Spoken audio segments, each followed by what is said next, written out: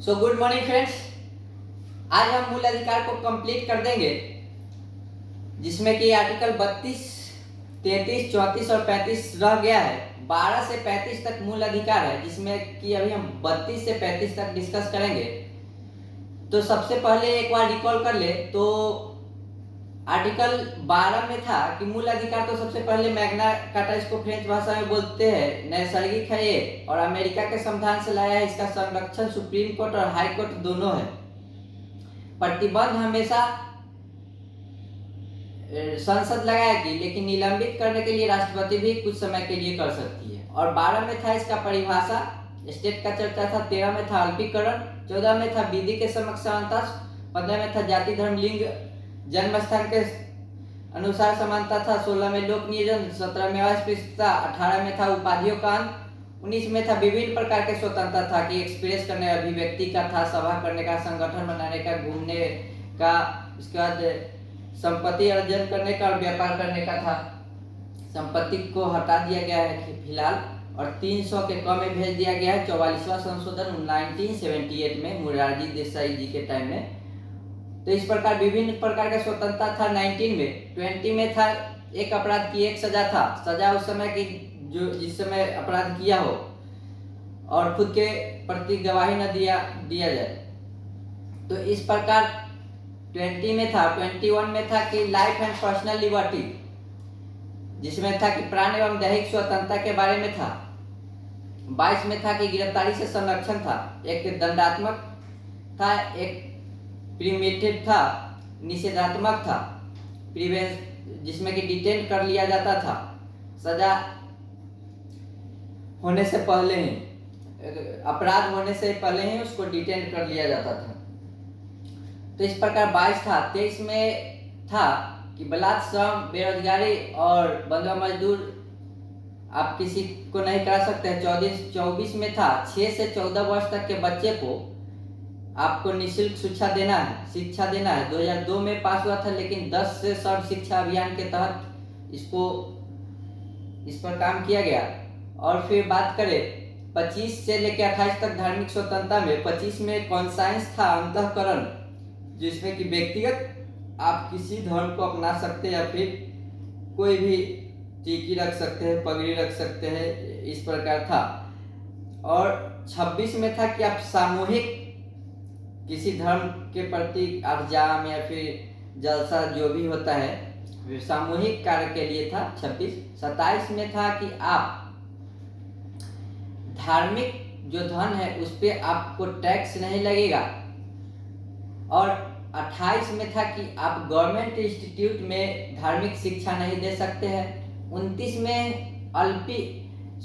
अल्पसंख्यक के बारे में था कि आप अल्पसंख्यक को उसके धर्म या जाति इस सब के अनुसार पर आप उसको रोक नहीं सकते शिक्षा के प्रति। और 29 में था अल्पसंख्यक के लिए था। और 30 में भी जो अल्पसंख्यक है, अगर वो असहज महसूस कर रहे हैं वहां शिक्षा लेने के लिए, तो उनके लिए इंस्टीट्यूट, गवर्नमेंट इंस्टीट्यूट खोल सकती है, यूनिवर्सिटी खोल सकती है। तो इस प्रकार 30 तक था। 31 में संपत्ति का अधिकार, जिसको हटा दिया गया है मूल अधिकार से और 300 के क में भेज दिया गया है। और 300 के क में भेज दिया गया है 44वां संशोधन 1978 में, इसको हटा दिया गया। तो इस प्रकार 31 तक हो गया है। अभी हम 32 से 35 तक बताएंगे। 32 को रिमेडी बोलते हैं, उपचार। 32 जो है मूल अधिकार को मूल अधिकार बनाने वाला मूल अधिकार कहते हैं इसको, क्योंकि अगर कोई भी आपका मूल अधिकार कहीं से भी छीना जा रहा है तो आप इसी मूल अधिकार के तहत, इसी 32 आर्टिकल के तहत आप सुप्रीम कोर्ट जाके वो जिस मूल अधिकार का आपका हनन हो रहा है उस मूल अधिकार को आप वापस पा सकते हैं। इसीलिए इसको मूल अधिकार, इसको रिमेडी, उपचार बोलते हैं। आत्मा भी बोलते हैं इसको, आत्मा प्रस्तावना को भी आत्मा बोलते हैं और साथ ही आर्टिकल 32 को भी आत्मा बोलते हैं। बी आर अम्बेडकर ने कहा था। तो इस तरह से सुप्रीम कोर्ट यहाँ पे संरक्षण देती है और 5 तरह के रीट जारी करती है। सबसे पहले रीट में बंदी प्रत्यक्षीकरण था, जिसमें कि हॉबियस कॉर्पस, इंग्लिश से ज्यादा पूछता है। हॉबियस कॉर्पस जो बंदी प्रत्यक्षीकरण है, जिसमें कि आपको अगर पुलिस वगैरह अगर कहीं आपको कोर्ट में नहीं पेश कर रही है, अगर 2, 3, 4 दिन से अगर रखी हुई है, तो आप इसे हॉबियस कॉर्पस उसके विरुद्ध लगा सकते हैं। और इस आर्टिकल का जो है 32 के तहत इसको आप रीट जारी करवा सकते हैं। तो वहां पे कोर्ट आदेश करेगी, कोर्ट वहां पे कारण पूछती है और वहां पे ठोस कारण होना चाहिए। तो इस प्रकार आप उसके प्रति हॉबियस कॉर्पस लगा सकते हैं।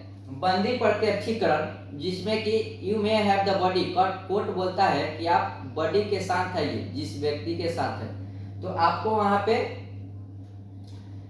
अधिकार मिलता है कि आप वहां से कोर्ट जा सकते हैं। अगर नहीं ले जाता है तो आपका वकील आपके साथ रहकर यहाँ पे आपका ये अधिकार दिलवा सकता है। और दूसरा है मैंडेमस, परमादेश था, जिसमें कोर्ट आदेश देता है कि अगर कोई सरकारी कर्मचारी जो है, अगर आपका सही से काम नहीं कर रही है, अगर जिस काम के लिए उसको रखा गया है, तो आप इस आर्टिकल के इस रीट के तहत आप उसके खिलाफ कंप्लेन कर सकते हैं, जिसमें कि परमादेश, मैंडेमस बोलते हैं इसको। तो ये रीट था एक, जिसमें कि आपका सरकारी कोई कर्मचारी है जो अपना जिस कार्य के लिए रखा गया है, अगर वो कार्य नहीं कर रहा है, तो आप परमादेश, मैंडेमस उसके प्रति लगा सकते हैं। तीसरा रीट है उत्प्रेषण, जिसमें उत्प्रेषण और प्रतिषेध जो है, जिसमें कि सर्टियरी और प्रोहिबिशन जो है कोर्ट के लिए। उत्प्रेषण है कि जो फैसला देती है कोर्ट, निचली अदालत, सुप्रीम कोर्ट हो तो हाई कोर्ट का फैसला रद्द कर सकती है, और हाई कोर्ट हो तो डिस्ट्रिक्ट कोर्ट के फैसला सीधे रद्द कर सकती है उत्प्रेषण के लिए, जिसमें कि सर्टियरी इसको बोलते हैं इंग्लिश में। एक बार क्वेश्चन भी पूछ दिया था कि उत्प्रेषण को इंग्लिश में क्या कहते हैं, तो सर्टियरी कहते हैं इसको। तो इसमें था कि फैसला रद्द कर दिया जाता है छोटी अदालत का, कि आपका ये फैसला रद्द किया जाता है, आप ऊपर इसको भेजिए। और प्रोहिबिशन में था, प्रतिषेध में है कि आपका जो भी आपके पास केस है उसको डायरेक्ट अपने पास मंगा सकती है सुप्रीम कोर्ट या फिर हाई कोर्ट, निचली अदालत से। तो प्रोहिबिशन, प्रतिषेध हाई कोर्ट, डिस्ट्रिक्ट कोर्ट से आराम से उसको मंगा सकती है प्रोहिबिशन में। और लेकिन उत्प्रेषण की बात करें सर्टियरी में, तो निचली अदालत का जो फैसला दिया गया है उसको ही रद्द कर सकती है। एक अधिकार परीक्षा है कि जिसका जो अधिकार हो वही काम कर सकता है। व्हाट इज योर अथॉरिटी, इसके तहत आप अधिकार परीक्षा किसी को वैरेंटो बोलते हैं। को वैरेंटो लगने का मतलब है कि अधिकार परीक्षा, जिसका जो कार्य दिया गया है वही करेगा। आप कहीं केस डायरी अगर फिल कराने जाते हैं तो वहाँ पे कम से कम 1 स्टार होना जरूरी है उसके वर्दी पे, तभी वो केस आपका लिख सकता है। उससे नीचे वाला पोस्ट आपका केस वहीं नहीं लिख सकता है। चालान काटने के लिए कम से कम सब इंस्पेक्टर एक जरूरी है। तो इस प्रकार उसका अधिकार से अगर निचले क्रम के अगर कोई अधिकारी काम कर रहा है तो आप उसके विरुद्ध को वैरेंटो अधिकार परीक्षा लगा सकते हैं, जिसमें कि उसका अथॉरिटी जो होगा वही काम कर सकता है। और फिर ये 5 तरह का रीट था। और इसमें एक बहुत अच्छी बात है कि ये जो रीट सुप्रीम कोर्ट जारी करती है आर्टिकल 32 की तरह, लेकिन अगर दूर पूर्वोत्तर राज्य या फिर दक्षिण वाले जो राज्य है वो उनके लिए सुप्रीम कोर्ट दूर पड़ता था, तो ये जो भी रीट है आप हाई कोर्ट, वहां के हाई कोर्ट से भी इसको आप लगा सकते हैं, जो कि 226 के तहत लगेगा। आप अगर कोई भी रीट जारी करवाना है तो 226 के तरह हाई कोर्ट से भी करवा सकते हैं। तो इस प्रकार आर्टिकल 32 जो था, रिट जारी करता है, इसको उपचार रिमेडी बोलते हैं। ऐसा मूल अधिकार जो मूल अधिकार को मूल अधिकार बनाता है, कौन? तो आर्टिकल 32। तो इस प्रकार मूल अधिकार जो है सुप्रीम कोर्ट का रक्षक हो गया। और फिर बात करें आर्टिकल 33 का, तो 33, 34 जो कि ये आर्टिकल आपको अधिकार नहीं देकर बल्कि सीमित करता है। जो भी सेना है, गुप्तचर है, उन लोगों का अधिकार बल्कि सीमित करता है। सेना का कुछ खास नियम होता है, उसके तहत वहां पे उसका विरोध नहीं कर सकता है। तो इस प्रकार उनको सीमित किया जाता है बल्कि अधिकार का। और वहीं बात करें 34 का, तो मार्शल लॉ सैन्य कानून के बारे में बात कर रहा है कि अगर कहीं भी इमरजेंसी अगर लगाना हो या फिर कोई बात हो गया हो, तो उसमें आप देखेंगे कि 144 धारा लगा दिया जाता है।